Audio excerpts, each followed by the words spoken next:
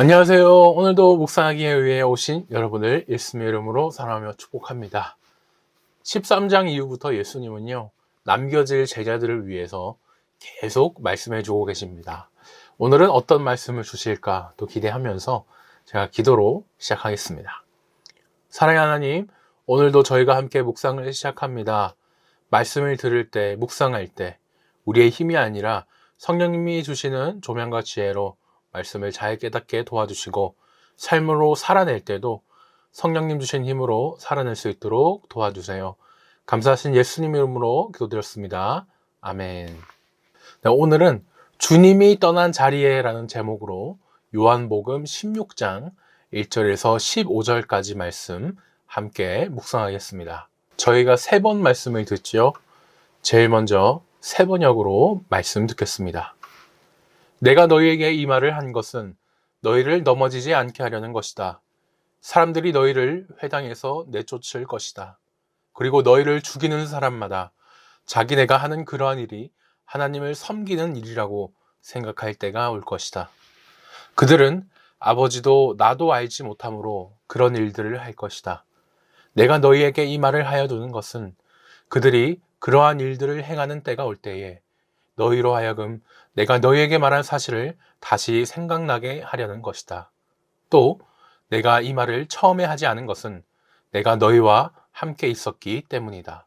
그러나 나는 지금 나를 보내신 분에게로 간다. 그런데 너희 가운데서 아무도 나더러 어디로 가느냐고 묻는 사람이 없고 도리어 내가 한 말 때문에 너희 마음에는 슬픔이 가득 찼다. 그러나 내가 너희에게 진실을 말하는데 내가 떠나가는 것이 너희에게 유익하다. 내가 떠나가지 않으면 보혜사가 너희에게 오시지 않을 것이다. 그러나 내가 가면 보혜사를 너희에게 보내주겠다. 그가 오시면 죄와 의와 심판에 대하여 세상의 잘못을 깨우치실 것이다.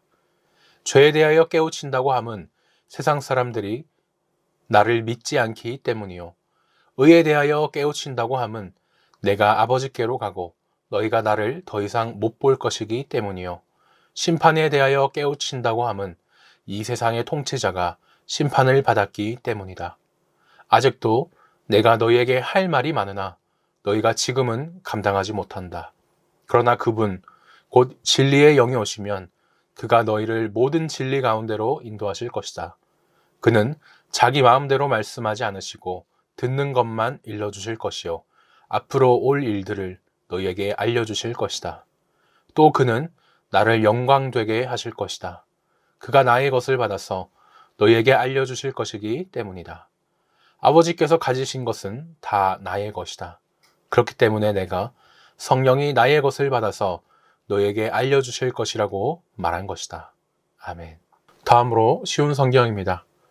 내가 너희에게 이 말을 하는 것은 너희 믿음이 흔들리지 않게 하기 위함이다.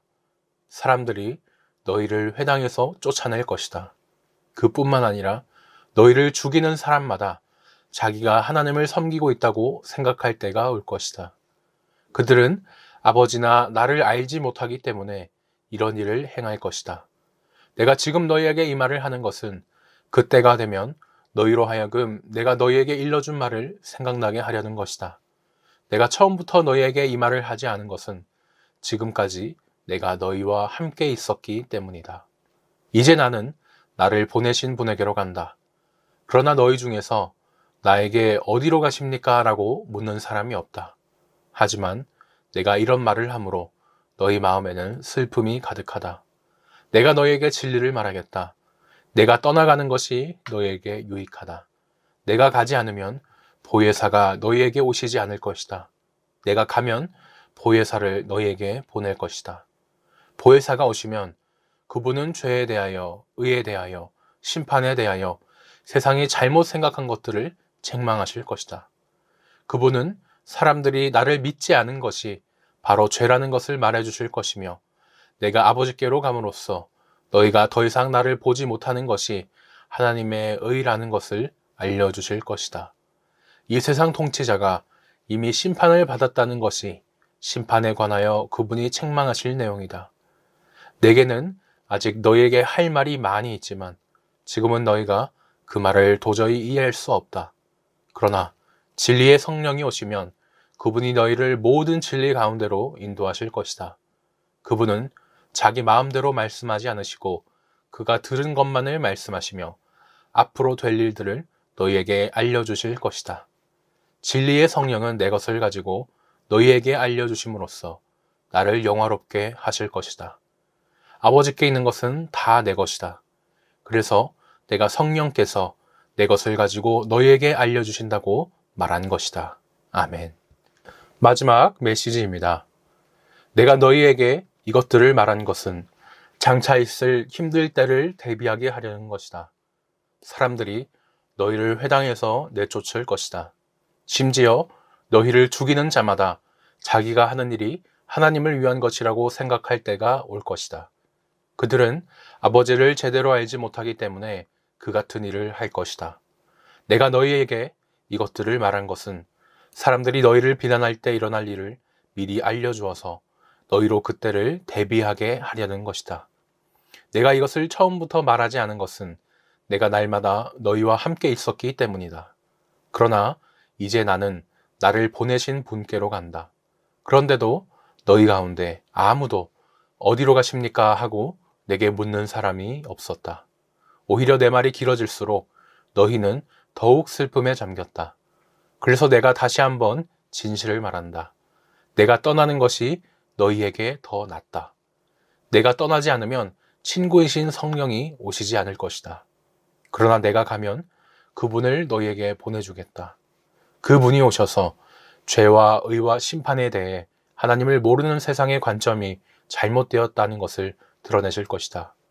그들의 근본 죄는 나를 믿지 않는 것이고, 의는 그들이 볼 수도 없고 통제할 수도 없는 영역인 나와 아버지가 함께 있는 하늘에서 오는 것이며, 심판은 하나님을 모르는 이 세상 통치자가 재판에 붙여져 유죄 판결을 받으면서 시행된다는 것을 그분이 너희에게 보이실 것이다.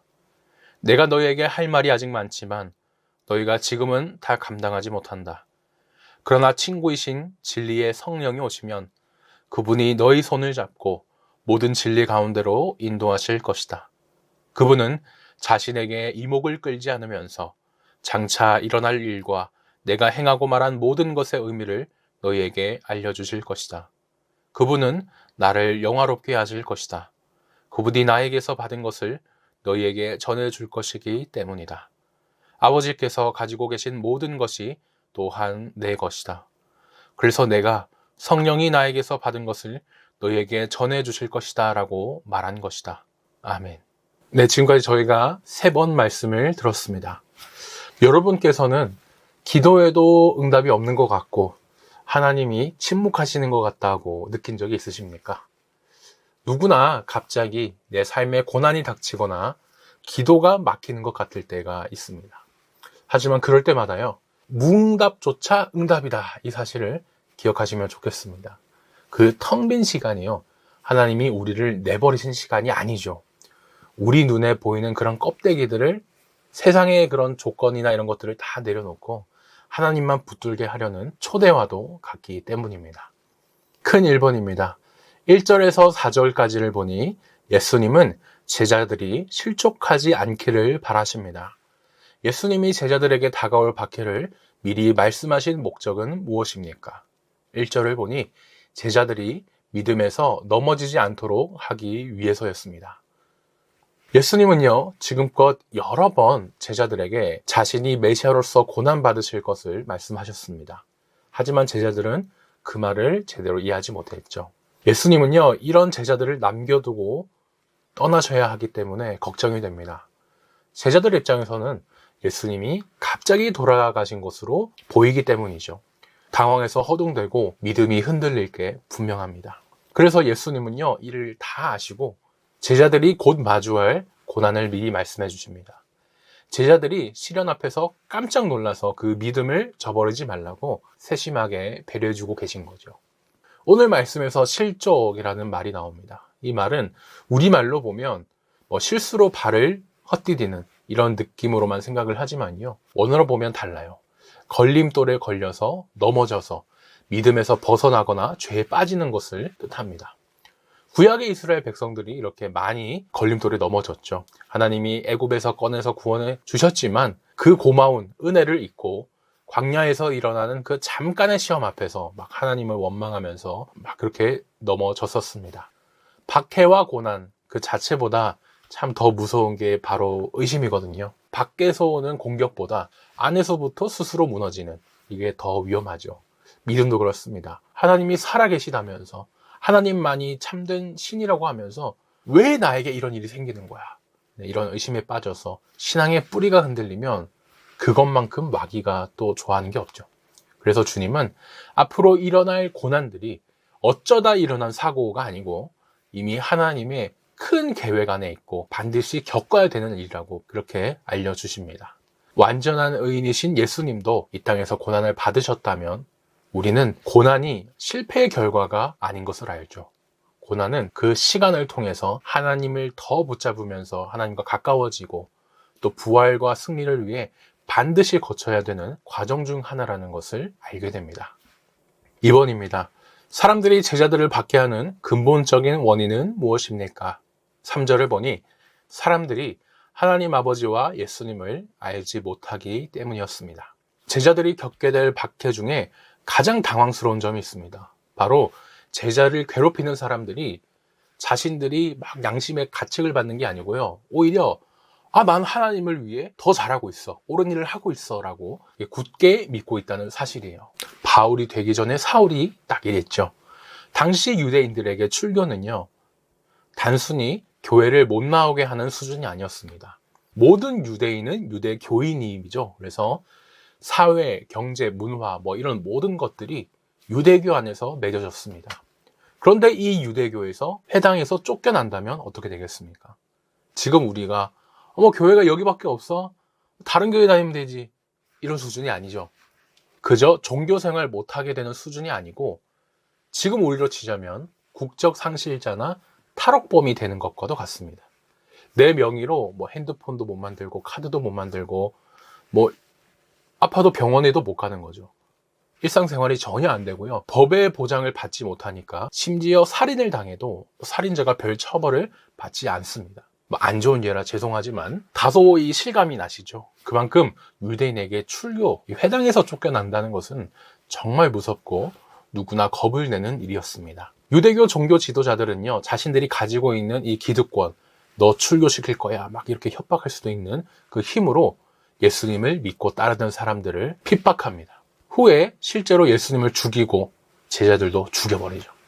하지만 어이없게도 스스로는 나는 하나님을 더 잘 믿고 있는 거야. 율법을 지키고 있는 거야. 생각하면서 그 착각에 있었습니다. 나쁜 사람은 나쁠수록 더 뻔뻔하게 행동하잖아요. 자기의 죄를 더 인식하지 못합니다. 예수님은요, 이 비극의 원인을 하나님과 아들을 몰라서 그렇다고 말씀하십니다. 나 하나님 잘 알아. 나보다 더 하나님 잘 아는 사람 있어? 이렇게 생각한 교만에서 나왔던 잘못된 열심이 정작 예수님을 하나님의 아들로 못 알아보고 죽이게 되죠.